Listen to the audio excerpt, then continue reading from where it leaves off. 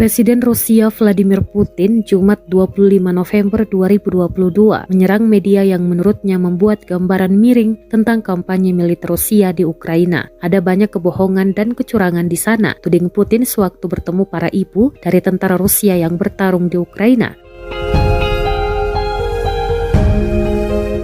Pertemuan di Kremlin dengan lebih dari selusin perempuan terjadi sementara ketidakpastian terkait konflik terus membayangi. Di samping itu timbul pernyataan apakah mobilisasi parsial pasukan Rusia ke Ukraina akan berlanjut untuk mengatasi kekalahan belakangan ini di medan perang.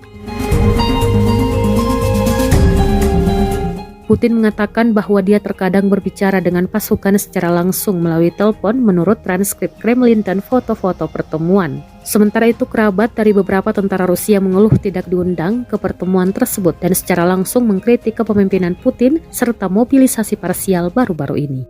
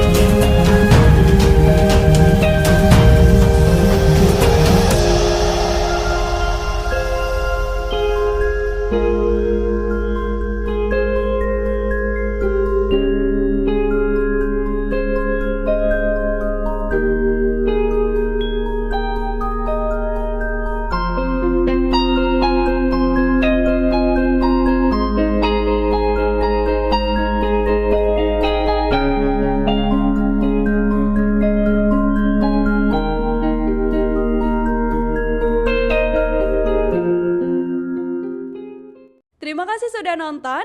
Jangan lupa like, subscribe, dan share ya.